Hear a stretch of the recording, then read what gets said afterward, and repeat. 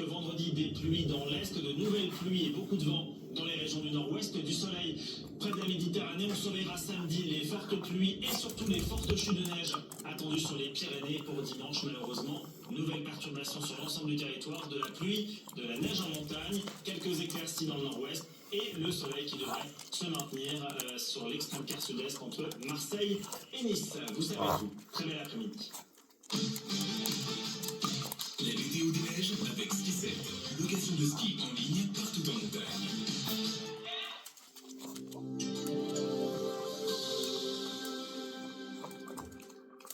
Et nous partons à présent à la montagne avec des conditions très ensoleillées de retour pour cette journée de jeudi en direction des Alpes du Nord où l'enneigement est désormais... Lili, respeta más para te comiste ya todo, ese para el Tito Causa también, los dos, como es. Allá tenés otro. Ah, Lili. 50 à 80 cm de neige, le manteau neigeux. Lili. Pas de ski hors piste s'il vous plaît, le risque d'avalanche est de 4 sur l'échelle de 5, mais là aussi avec des conditions très ensoleillées, un ciel nuageux mais pas de précipitation pour le massif central et le soleil s'imposera également ce jeudi après-midi en direction des Pyrénées, 1,80 m de neige aux angles où le risque d'avalanche est de 3 sur une échelle de 5. Bon ski et soyez prudents.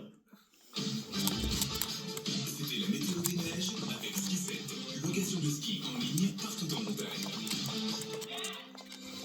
Bonjour à tous, merci à vous si vous nous rejoignez. La vérité pourrait-elle éclater à partir de 2 vélos? Tendai que está tapando la cámara. On apprend que les 2 vélos saisis chez les grands-parents étaient utilisés par l'oncle Maximin. La piste familiale n'est pas refermée, des expertises sont en cours. La réponse de Téhéran à Donald Trump: si on nous pousse à l'extrême, on se défendra comme jamais auparavant. Le président des États-Unis menace Téhéran d'attaques majeures, bien pire que celle du mois de juin si le régime refuse de négocier, rappelant qu'une énorme armada se dirige vers le pays. Nous irons en Bretagne également, les sinistrés n'en peuvent plus, les crues succèdent aux inondations, l'heure est au déblayage, mais de nouvelles averses sont prévues en fin de journée. C'est dans une Amérique sous tension que sort le documentaire sur Melania Trump. Entre production pharaonique et controverse, le film sur la première dame fait polémique, un document produit par Melania Trump elle-même.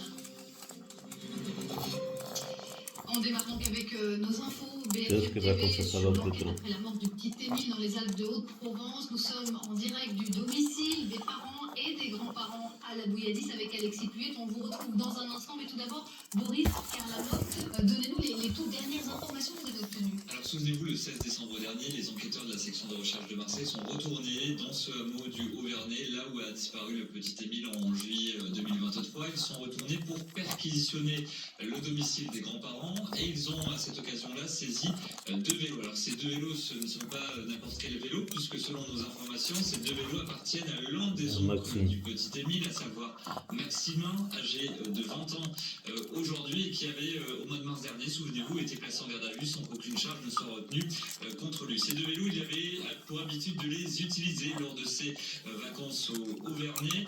Toujours selon les informations de BFM TV, ces 2 vélos ont été envoyés dans un laboratoire bordelais, à savoir celui du professeur Doutre-Meublich, qui est considéré en quelque sorte comme le pape de l'ADN. En France, grand spécialiste donc de l'analyse ADN pour être expertisé. Des expertises qui sont toujours en cours et qui ont pour objectif de mettre au jour tous les éléments d'ADN identifiables sur ces 2 vélos, d'identifier les profils des personnes derrière ces éventuelles traces et d'indiquer s'il s'agit d'empreintes digitales, de sang ou tout autre élément d'ADN. À charge ensuite aux 2 juges d'instruction d'Aix-en-Provence d'analyser ces éventuels éléments et d'en tirer des conclusions si nécessaire. On va retrouver Alexis Puyet du côté de la Bouilladis. Alexis, cela illustre en tous les cas une chose, c'est que cette piste familiale, elle n'est pas close, elle n'est pas fermée. Oui, absolument. Alors, on ne peut pas dire que l'étau se resserre autour de la famille, puisqu'il n'y a aucune charge retenue contre elle, mais en effet, eh bien, cette famille, elle se retrouve un petit peu au cœur de l'enquête, malgré elle, avec ses révélations sur Maximin. Alors ici, on est à la Bouilladis, on l'avait dit, les parents du petit Émile habitent toujours dans cette petite commune, à une trentaine de kilomètres de Marseille. Il y a aussi les grands-parents du petit Émile, Philippe et Anne Vedovini. On se souvient qu'ils avaient été placés en garde à vue en mars 2025 avec Maximin et une de ses sœurs pour homicide volontaire et recel de cadavre. Alors, aucune charge n'avait été retenue contre eux, mais on se souvient que le procureur d'Aix-en-Provence avait dit que la piste intrafamiliale n'était pas refermée. Alors, on a échangé avec les habitants ici de cette petite commune, peu de commentaires, hein, tous évidemment disent qu'ils veulent connaître la vérité, qu'ils espèrent que l'enquête va avancer. Cette enquête, elle avance grâce à la cellule Émile, toujours active. Hein, ce sont 6 enquêteurs de la section de recherche de la gendarmerie de Marseille, donc qui travaillent d'arrache-pied pour essayer de faire la lumière sur ce qui s'est passé le 8 juillet 2023 lors de la disparition du petit Émile. Merci Y algo en el beaucoup. ojito. ¿Qué tienes? Puisqu'on évoque cette piste intrafamiliale, on va essayer de voir plus clair sur cette famille nombreuse avec vous. Un catarata. On va faire l'arbre Te voy a généalogique. echar gotita más tarde, espérate. Le petit Émile, lors de sa disparition, Ay, était sabor les crepes sous maison la con. Ça, c'est un crêpe. Fait maison, d'Anne maison. et Philippe Vedovini, ses grands-parents maternels, respectivement mère au foyer et ostéopathe. Voici l'arbre généalogique. Ils ont eu 10 enfants, dont Marie, l'aînée, la mère d'Émile. Avec son époux, le père d'Émile, il n'était pas présent au moment du drame. Ce n'est pas le cas de tous les frères et sœurs. 2 d'entre eux étaient bien présents au moment de la disparition. Il s'agit de la tante d'Émile, Marthe, et de son oncle, Maximin, dont on parle aujourd'hui. 2 jeunes adultes, comme les grands-parents d'Émile. Ils ont été entendus en garde à vue le 25 mars dernier pour homicide volontaire et recel de cadavres. Ils sont ressortis libres, sans aucune poursuite. Ces 4 protagonistes ont de nouveau été entendus par les juges d'instruction, cette fois-ci en qualité de partie civile, pour expliquer leur version des faits. Depuis, la cellule Émile des enquêteurs est toujours active et comme le montrent les dernières révélations de BFM TV, cette piste familiale reste au cœur de l'enquête. Merci beaucoup Marguerite. L'enquête qui s'intéresse donc notamment à l'oncle Maximin. Est-ce que son avocate s'est exprimée, Boris? Oui, absolument. Alors, si le procureur de la République d'Aix-en-Provence, Jean-Luc Blachon, n'a souhaité faire aucun commentaire, son cloche différent du côté de la défense de Maximin, puisque son avocat nous indique, depuis le départ, dit-il, mon client se tient à la disposition de la justice. Tout ce qui peut concourir à la vérité va dans le bon sens. Fin de citation. Merci beaucoup à vous, Boris. Merci Marguerite et merci aussi Alexis Pluyette. On va évoquer l'actualité internationale à présent qui est dominée par la tension extrême autour de l'Iran. Tension extrême et nouvelle menace de Donald Trump, menace d'attaque majeure contre le pays si l'Iran refuse de négocier. On va retrouver dans les rues de Téhéran Siavosh Ghazi. Merci beaucoup d'être avec nous. Siavosh, est-ce qu'il y a des réactions du côté du régime iranien face à ces nouvelles menaces de Donald Trump?